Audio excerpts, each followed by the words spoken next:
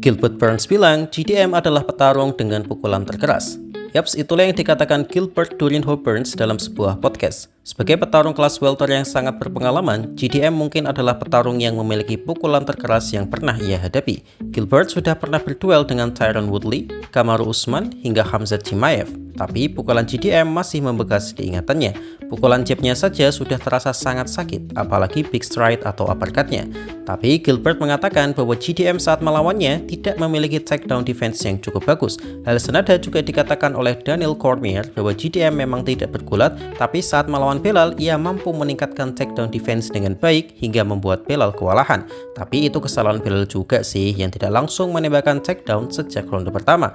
Artinya ini akan menjadi tantangan tersendiri bagi Islam Makhachev yang sering dituding lari dari Bogeman Topuria. Tentu itu hal yang tidak benar karena misalnya Makhachev kabur, tidak mungkin ia kabur ke kelas atas untuk menghadapi fighter yang jauh lebih besar dari Topuria dan juga memiliki pukulan yang mengerikan. Secara berat badan dan gaya bertarung, GDM sebenarnya adalah lawan yang lebih berbahaya bagi Makhachev ketimbang Topuria.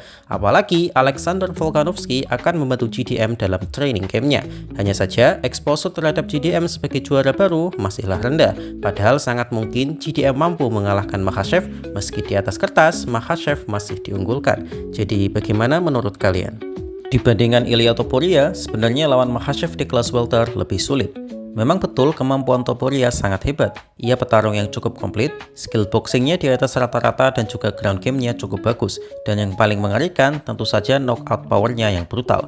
Namun dengan skill set seperti itu pun, Makhachev masih diunggulkan secara style fight mereka. Makhachev memiliki counter striking yang bagus dan dikombinasikan dengan MMA wrestling sehingga menjadi mimpi buruk untuk para striker.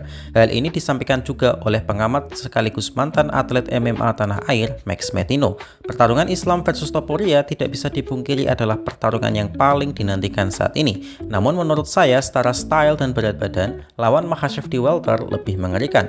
GDM adalah petarung yang komplit. Ia berhasil banyak menahan takedown Belal dan membuatnya jadi babak belur. Belum pasti Makhachev menang, tapi andai kata Makhachev menang, maka lawan berikutnya juga tidak kalah sangar. Ada Shavkat Rakhmonov, petarung undefeated Kazakhstan yang memiliki finishing rate di atas 90%. Ada juga Kamaru Usman yang walaupun sudah tua tapi tak bisa diremehkan. Sean Brady juga petarung yang sangat hebat. Jadi memang benar kata Arman dan Javier Mendez bahwa naik ke kelas 170 bagi Makhachev adalah hal yang lebih sulit dibandingkan melawan Topuria. Karena selain harus menyesuaikan berat badan baru, welterweight juga dihuni banyak petarung hebat. Saya sendiri lebih semangat untuk menyaksikan Islam versus Shavkat dibandingkan Islam versus Topuria. Ya itu pun kalau Makhachev menang dari JDM sih. Jadi bagaimana menurut kalian? Ali Abdelaziz bilang Zabit Mahmud Sharif tidak akan kembali ke UFC. Yap, seperti biasa, manajer Dominance MMA ini kembali ngeprank para pemirsa Twitter lewat tweetannya.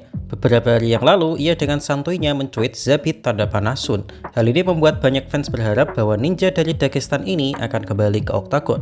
Tapi harapan itu musnah karena Ali mengatakan dalam podcast Pound for Pound bahwa Zabit tidak akan kembali. Ia menceritakan bahwa Zabit gusar dengan penjadwalan UFC saat itu yang selalu gagal mempertemukan dirinya dengan Yair Rodriguez. Ali mengatakan bahwa Yair pull out 3 kali. Tapi ia juga mengakui ada kesalahan dirinya juga dalam gagalnya match up ninja ini. Ali juga menambahkan bahwa alasan lain yang membuat Zabit pensiun adalah soal kesehatan, bisnis, dan keluarga, hingga ia tidak memiliki motivasi untuk kembali lagi ke oktagon.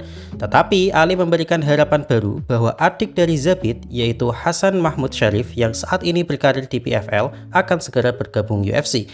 Ali mengklaim bahwa Hasan adalah Zabit tapi dengan kardio dan wrestling yang lebih baik.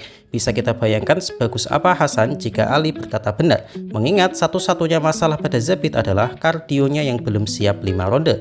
Saat ini Hasan masih berumur 24 tahun dan berkarir di kelas bulu PFL dengan rekor MMA 12-0. Mari kita tunggu kelanjutan karirnya agar bisa mengobati rindu kita pada sosok Zabit Mahmud Sharif.